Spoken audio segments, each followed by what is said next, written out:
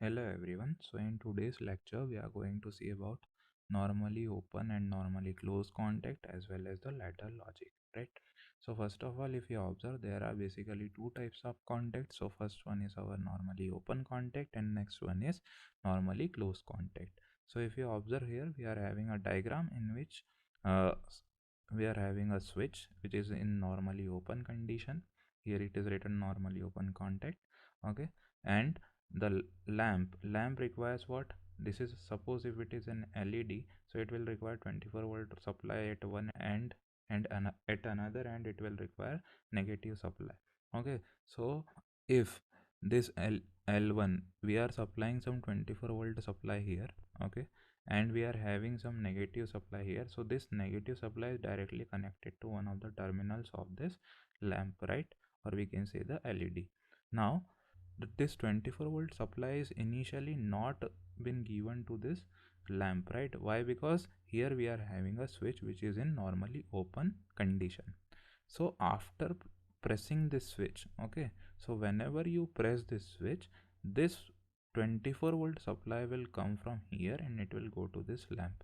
So ultimately this lamp now will get this L1 power supply, that is 24-volt, as well as this L2, and the lamp will start glowing. So initially it is an open contact, so the power supply is not going from here to here. After pressing this switch, okay, so whenever you press this switch, or we can say whenever you activate this switch, the lamp will start glowing. So normally open contact, when it is not activated, so the output here is the LED is not glowing, that is 0. Now whenever you are pressing, or when you activate, that is one state, that means you have activated the switch, that means this has been pressed, so the contact has been created, and this supply 24-volt supply will be connected to this lamp, okay, or we can say one of the terminals of the lamp, right? And the LED will start glowing. So this is one here, okay.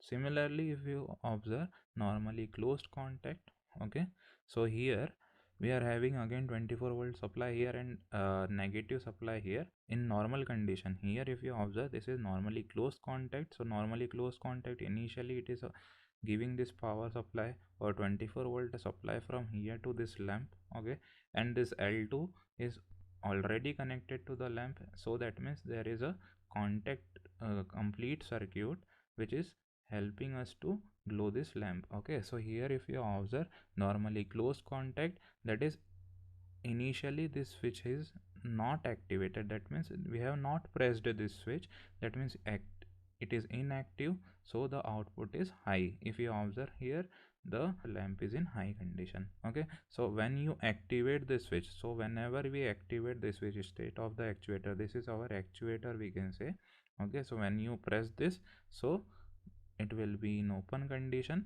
okay. So that means this power supply or 24-volt supply will be not given to this lamp, and this will not glow, okay. So here also we are having 0, okay. Now the same thing can be observed in case of PLC's ladder logic. So in PLC's ladder logic, we are having networks or rungs, right? So in case of Siemens, basically they are called as networks, okay. And here if you observe, we are having an address I0.1, right? And we are having an output, okay, Q0.0. So we can consider this output as the lamp and this NC contact as the switch, okay. So here if you observe, we have taken our normally closed contact, and normally closed contact is in normal condition, it is closed, and this 24-volt supply is going to this lamp, and this lamp is getting high, or we can say this is initially in the high condition, okay. So here also if we observe, this is our input I0.1, which is active initially because of this NC contact, okay. No, basically it is not active, but initially this is our NC contact which we have taken in our program, and this is our output which is glowing, or we can say this is in high condition initially because of this NC contact. Okay, so now here if you press this switch, okay, so when you press this switch, this lamp will stop glowing. Why? Because now the NC contact has become NO, right? Similarly, in case of I0.1, if you activate this I0.1, the NC contact will become again NO contact, and the output will not glow, or we can say the address Q0.1 will be deactivated. Similarly, here if we observe, this is our normally open contact. So we have seen this one. Okay, so this is our normally open contact. When you are pressing this switch, then only this lamp will glow. Okay, so in normal condition, if you observe, this is our NO, this is our normally open contact. If you observe, so the address I0.0 is normally in the open condition, and our LED, or we can say the address Q0.0 is not in the high condition. Okay, when you press this switch, that means here if you are pressing this switch, that means activating this switch. Okay, so here also if you observe, when you activate this NO contact, it will become NC, and this address Q0.0 will be high. Okay, so here also if you observe, the lamp will be high. Okay, so this is how NO and NC contacts in PLCs works. Okay, so here if you observe, this is our network. Okay, so this network here we are having, again we can imagine it like this. This is left side, we are having 24-volt supply, and here you are having negative supply, and this is our LED. Okay, and this is our start stop button.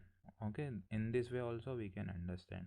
Now we will be seeing what is the result of combinations of, if you are having a push button of NO type, and here in the program also we are having NO type, then it will be overall acting as NO type. How it is working, let us see. Okay, so here if you are having a push button which is of NO type, and we need that final action of the combination of software as well as the push button. That is, suppose this push button is basically an hardware, right? And we are having our program, we will be writing either NO or NC in case of program also. Okay, so we'll be taking like this is our NO contact here. Okay, so this is our NO contact which we will be taking in our program, right? Now if you observe here, if you are having a push button of NO type, and we want that push button's action to be of NO type, right? So we will be taking NO in our software also. Okay, so we can change, only make changes in software, right? We have permanently we are having this push button. Okay, and whatever action is required from that push button, that will be decided using the NO or NC contact in our program itself. Suppose if we want the action to be of NO type and we are having a push button of NC type, then we will be selecting NC in the software.